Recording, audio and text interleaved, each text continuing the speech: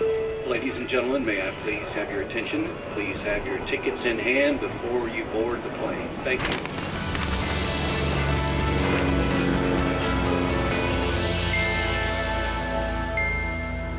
Hello and welcome. I'm Johan Castell and you're watching Wings. On the show today, we showcase hot air balloon experiences in India, including the latest one in New Delhi. We also look at stories of Christmas vibes around the world. From Christmas markets to gingerbread competitions to Christmas lights decor emerging worldwide. Let's begin. Our top story this week is hot air balloon experiences you can try in North India, from a new tethered activity for visitors and residents of New Delhi to the longer-running winter hot air balloon rides you can take near Jaipur. Let's explore.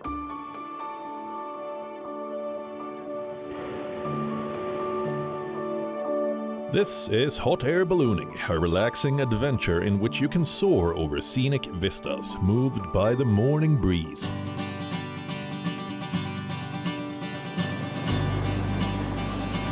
Most commonly, hot air balloon rides occur during morning or evening due to the specific weather conditions these timings allow for. And this is also, of course, the most beautiful time of day to take in the landscapes. There are several types of experiences if you wish to try this, from long-range flights to simple tethered flights that lift off from the ground and descend back to the same spot.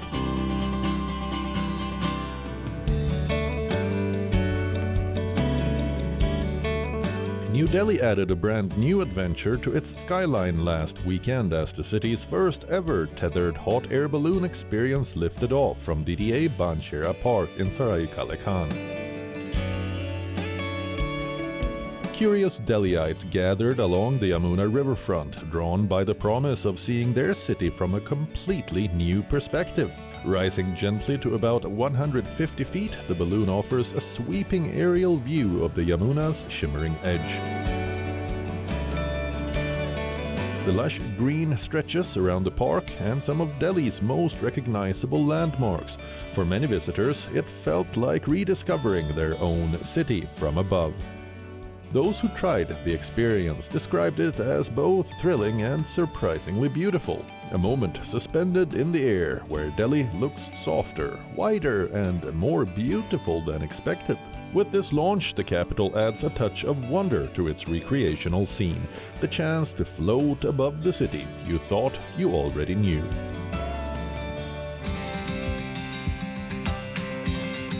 Over to Jaipur now, where we went hot air ballooning a few years back with an experienced operator based a few kilometers north of the city. We were out early in the morning, way before sunrise, to ensure optimal wind conditions.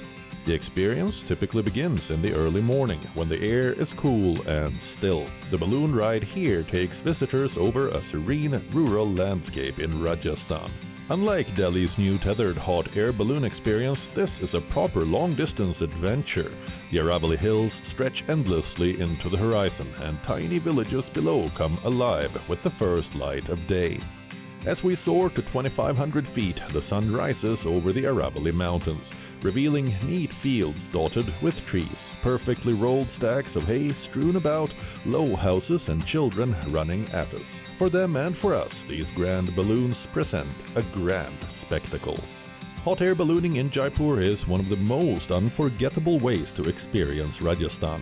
Whether you are an adventurer chasing new perspectives or a traveler in search of calm, hot air ballooning in Jaipur promises a kind of magic you can't find on the ground.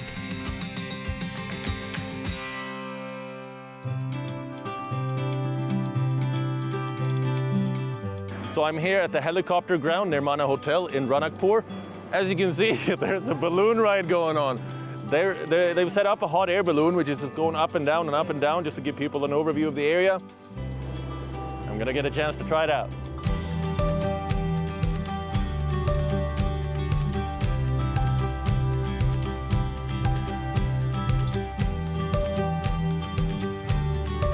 A far cry from the ballooning tour in Jaipur, this short ride was worthwhile nonetheless, and it is by far the smallest balloon I've ever been on. The small basket only holds 2 to 3 people, plus a pilot, depending on the size of your belly.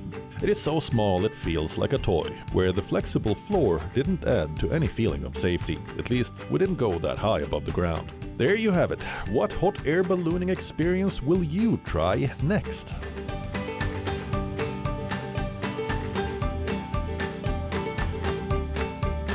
That's it for that balloon ride. Up and down fast. Whoa. Cities are glowing with festive magic as Christmas lights bring landmarks and streets to life worldwide. From Europe's iconic town squares to South America's shores, holiday decorations transform cities into winter wonderlands. Let's see how. In Barcelona, Christmas arrived with a dazzling spectacle as the city switched on its Christmas lights for the season. Thousands packed the iconic Passeig de Gracia as the architectural masterpieces Casa Batillo and La Pedrera turned into glowing canvases of color and music. Ornamental fountains, historic hotels and traditional markets brought a wave of electrifying energy throughout the city. What I like most about coming to see the Christmas lights is all the people here, the atmosphere, seeing Barcelona illuminated in such a beautiful way, and how they decorate it. Barcelona's festive light-up has become a celebration of culture and pure Christmas joy.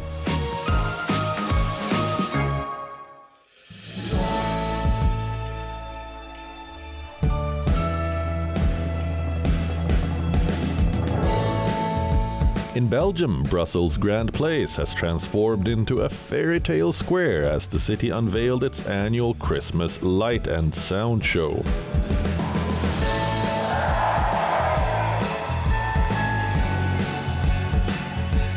This year's display Echoes of Colors fills the entire plaza with a mesmerizing performance that kicks the spirit of the celebration.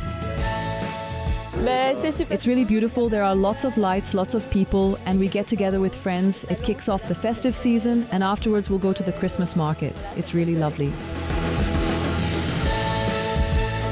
The streets of Brussels are glittering with Christmas lights and decoration, dazzling the visitors with festive illumination.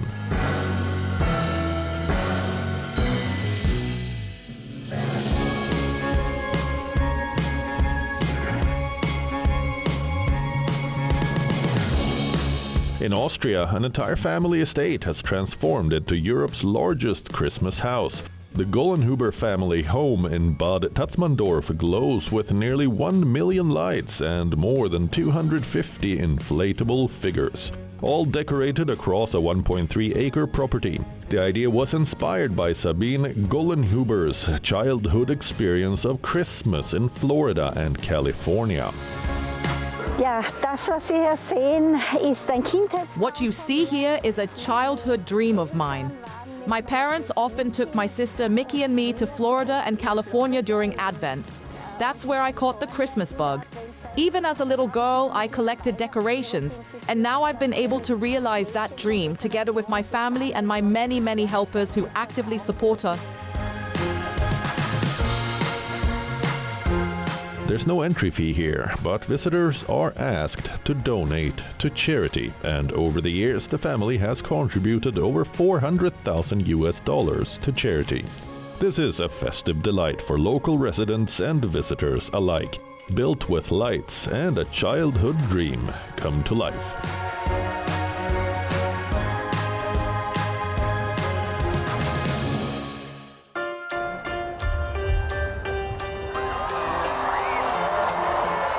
On Rio's Botafogo Beach, Christmas sparkles on the water as the city unveils a floating tree rising 80 meters tall, covered with more than 2.3 million LED lights and set against Sugarloaf Mountain and Christ the Redeemer.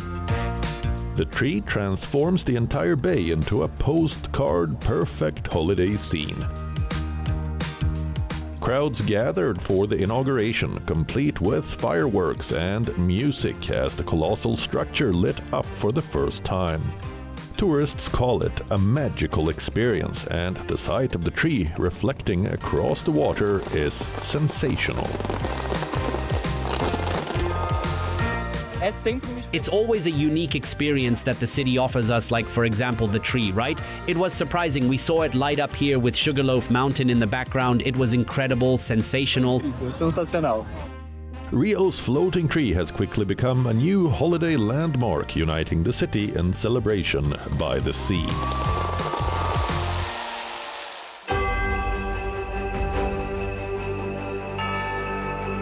From Europe's medieval squares to South America's shores, Christmas lights are brightening cities and bringing people together. Whether it's Barcelona's dazzling lights or a floating tree in Rio, the celebrations remind us that festivals add moments of magic in our lives.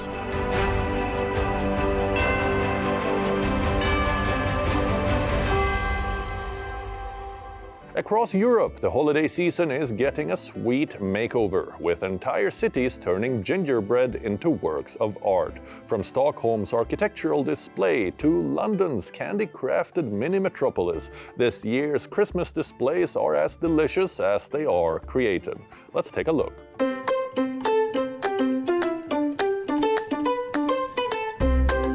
These are gingerbread cookies, gingerbread houses, and all things merry.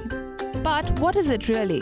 A gingerbread house is an edible confectionery decoration made at home during Christmas.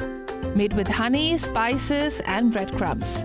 It originated in Germany between the 16th and 18th centuries and has been a part of festive traditions for centuries. From medieval European fairs to royal holiday tables. By the 1800s, gingerbread had become a cherished Christmas treat, inspiring bakers to show their creativity and innovation with the recipe.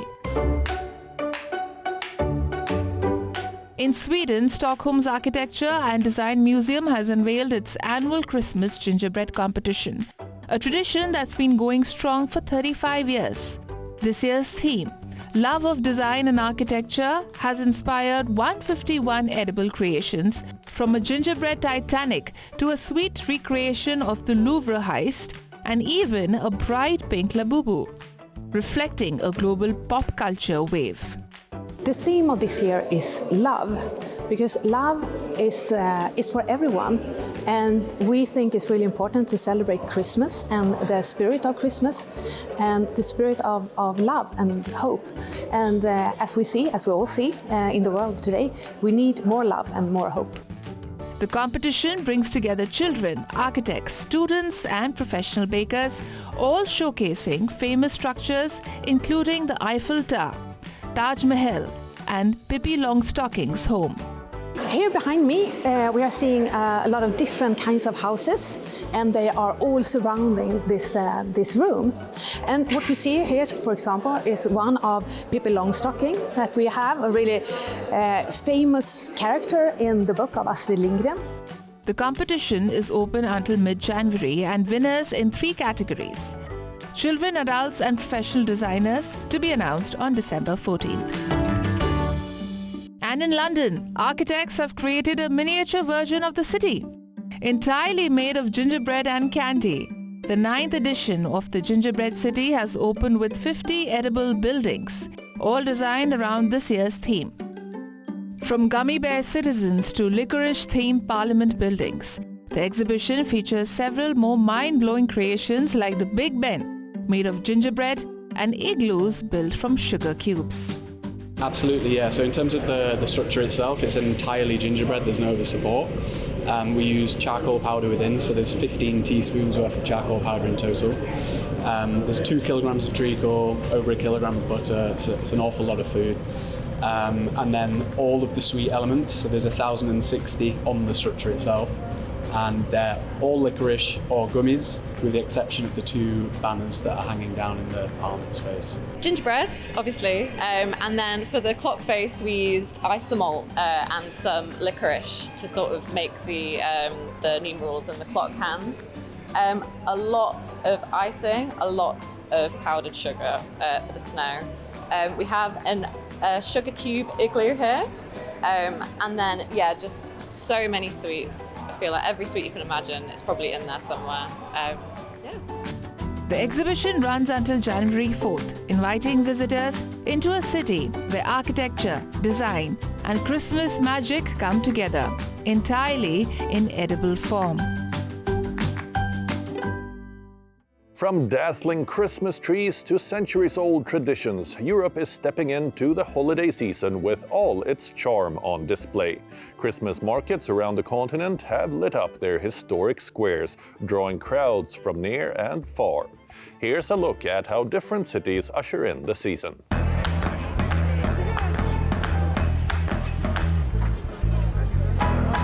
Prague has transformed into a full-fledged festive spectacle.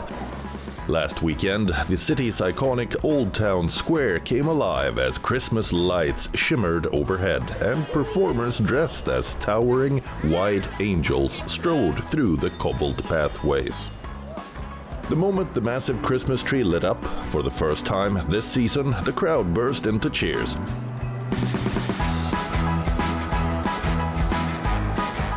Tourists and locals weaving through cheerful wooden stalls selling warm snacks, handmade ornaments and winter treats.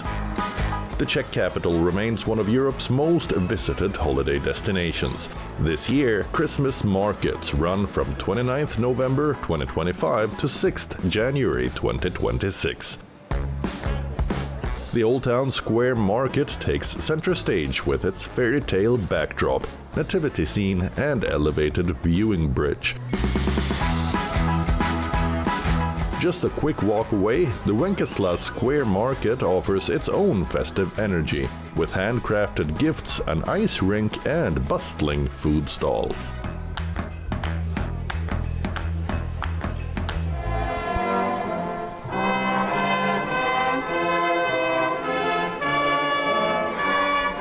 In Germany, Nuremberg welcomed the season with its cherished opening ritual, the appearance of the Nuremberg Christkind, the angelic symbol of Christmas for generations. Ihr Herren und Frauen, die ihr einst Kinder wart.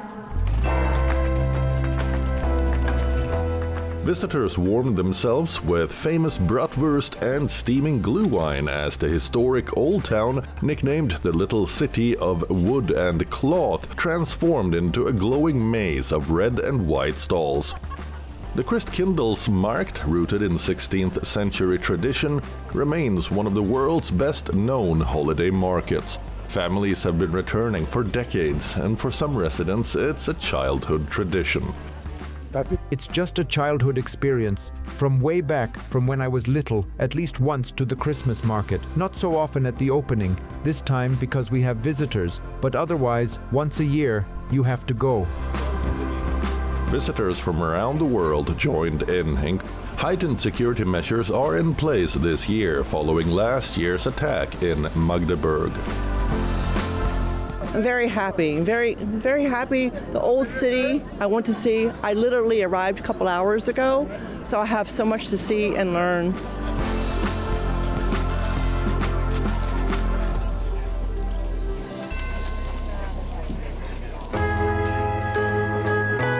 In Dresden, the air smells unmistakably of freshly baked Stollen. Long lines form early as people queue for the city's famed Christmas dessert, a recipe guarded and perfected for centuries. Chef Tino Gehrig lifts a loaf from the oven with pride, calling it a flavor that captures the spirit of Christmas. It is a yeast pastry with many fruits, and what it is supposed to represent symbolically when you take it out of the box is the Christ child wrapped in swaddling clothes. Stollen tastes like Christmas, like family, like tradition, like homeliness, peace, serenity. And there are just so many aromas in it that have combined with each other, coming from all over the world. Das in Windeln gewickelte Christkind. The Dresdner Christstollen is protected by strict EU rules. No preservatives, no shortcuts. Over 5 million loaves were sold last year, with exports rising to Switzerland and Austria. Dresden, home to some of Germany's oldest Christmas markets, traces part of its heritage to mining traditions.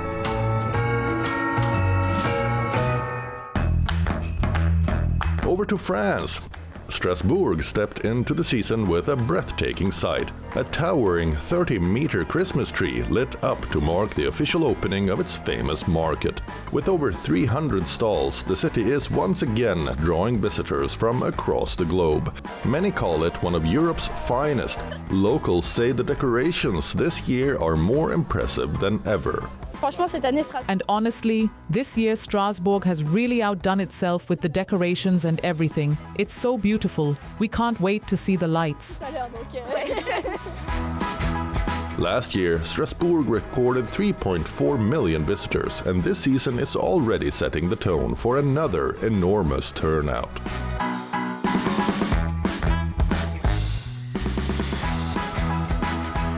In the postcard-perfect village of Riquivier in the Alsace region, Christmas draws nearly 500,000 visitors, a stunning number for a town of just 1,050 residents. But with popularity comes pressure.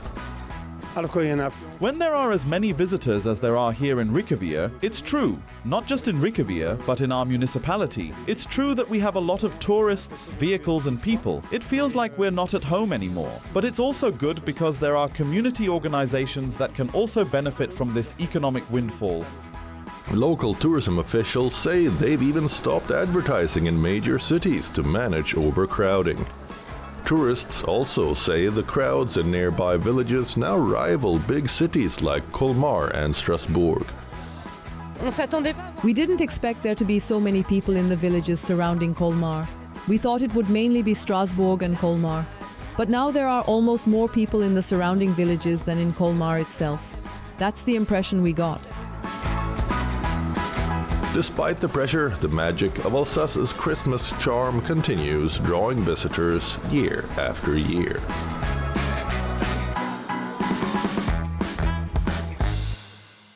That's all we have for you on the show this week, but before we go, take a look at this unique Christmas celebration from Pakistan. Christians don Santa hats, ride camels, and give out gifts. That's the vibe of Christmas celebrations in Karachi. Take a look. I'm Johan Castell, signing off. Goodbye.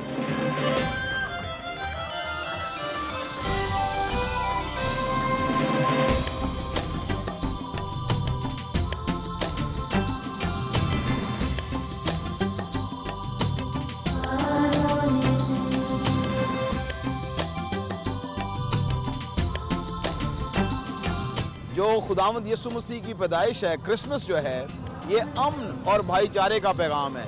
जब उनकी पैदाइश हुई तो फरिश्तों ने कहा कि आलम वाला पर सलामती हो। आज उनके जन्मदिन के मौका पर हम अपने प्यारे वतन पाकिस्तान में, अपने शहर कराची में पीस और अमन के लिए इस रैली को मुनक्कद कर रहे हैं।